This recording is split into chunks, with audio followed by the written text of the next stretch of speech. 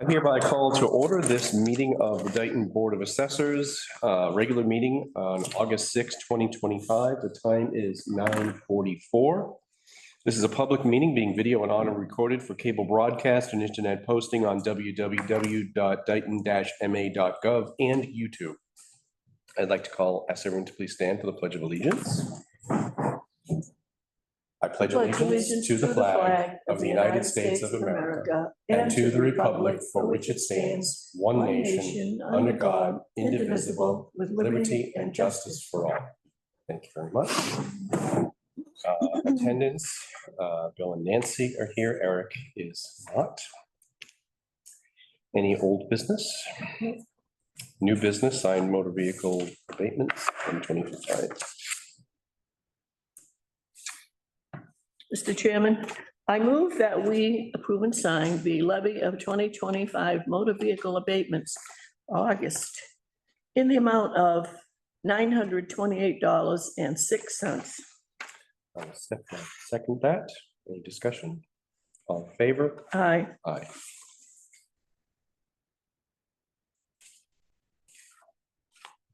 Four.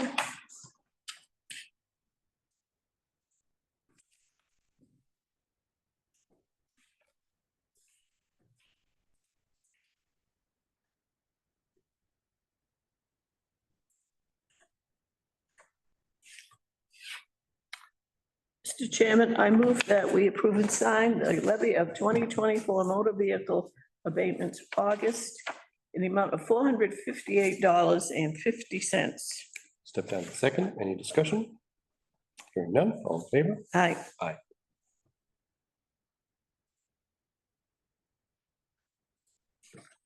I do not have any 2023s. I wasn't sure, so I put if any. in that So one. there is no action on 5C? Correct. Making our short meeting even shorter. I know. I was on vacation, so I did not know if we would. That is the commitment, the fourth commitment for motor vehicle 2025. Mr. Chairman, I move that we approve and sign the warrant commitment for motor vehicles for for 2025, number 4, in the amount of $61,977.95. I'll step down and second that. Any discussion? Hearing none. All in favor? Aye. Aye.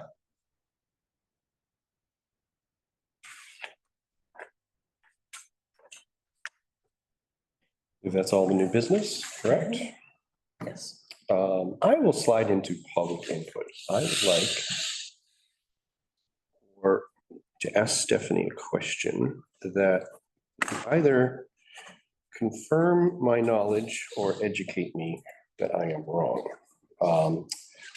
What is the overlay exemption? You know what I'm talking about? For exemptions? So what is the The amount? overlay, no. Mm. What is it physically? Like, how does it work? An overlay exemption. So we have an anticipated amount of exemptions every Mhm. year. Yep. Okay. And that goes into something called an overlay. Yeah. Now, how does that work? How does the math work on that overlay? So it takes a 5-year average of what we use for our exemptions. Mhm. And I think isn't exemptions and abatements. And abatements. Yeah. And it averages out. And it puts it in that line in that recap sheet. Mhm. And I think if we try to go lower than that, gives us like an error saying like, we think it's gonna be more, but it allows you, I think, to go through that if you, because sometimes we've. Yeah, so you're speaking of how the software handles it. I'm specifically asking about what is the effect on taxes, and is this, So my belief, and correct me if I'm wrong, is that this fundamentally says this is an amount of money that we believe we're not going to collect for whatever reason, being that it was abated or exempted or Yeah. whatever. And then therefore, we are allowed to raise our tax levy in that amount. Is that correct? That isn't how I understand it, so you may have to No, correct that's me something, too. yeah, what, So we know that money is going to have to be abated or in the case of, refunded or whatever. And that average that you're talking about, that number comes up. And it goes on the sheet, I don't know the line number, but it goes on the sheet in the Department of Revenue looks at that. And it's that money is there in anticipation of, we're guessing based on 5-year average, you're gonna have to refund this much money, all right? So I think that's why, I know in the past, like when Jen was here, was the accountant, there was always discussion, do we really have to put that much money in there? And obviously DOR is involved in that number. And I don't ever remember us, even when I was elected to start working with Carol, I don't remember us saying, we think that number's too high, we're going to put a lower number in there. Because when I went to the Department of Revenue for review, they'd ask you why you did that. By the same token, if the number, if it looked like that number was not going to be enough, that's a discussion you would have to have, because if it was higher than, let's say, the 5-year average, you'd have to have that discussion. But I know DOR looks at that, and it's all part of the formula. So in effect, to me, I look at the overlay as a budget line, meaning it's not in the budget, but you've got to set that money aside, okay? So it's all part of the calculations. So it's part of the, so you're speaking of the mechanism by which nobody fixed that thing yet? I've told them what you thought it was. Everyone thought that was what it was. Nobody's done it. You're speaking of the, how you set the number. Right. What I'm talking You're about asking is what is is it- the number? How does it affect? And my belief, and even what you said seems to jive with what I believe, which is it's a budgetary Yeah, line item. It's Yeah. part of the yearly budget. that's. And I believe that what it is, yeah. it's an amount of money that, because effectively, whenever we give an exemption, where we are taking taxes Funding it. away from this Right. person and we're giving those taxes to that person. I would say It's a shift. what you okay? said is. Yeah, and I think it's like, What is not, and this is what I'm getting at, is it is not a savings account. oh, no. There isn't a account somewhere that this money piles up in. No, Because my surprise, you may or may not have been paying attention, but in our neighboring town of Taunton, there's a big brouhaha going on about what we did, was it 2 years ago, I think? Where, remember, we changed the senior tax exemption from Yes. 70 to 65. yeah, And what we did was we did an analysis of how much money that was going to cost. We brought it to the board of selectmen.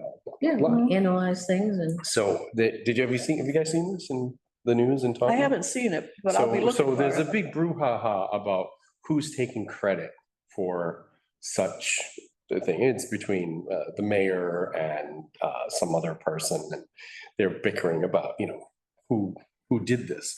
But as part of it, there gets an article in the Gazette that talks about this senior tax exemption. And they interviewed the Taunton Board of Assessors. And they said, where is this money coming from? And their response was, well, it's in our overlay, which is kind of like a savings account. And we have plenty of money in that savings account.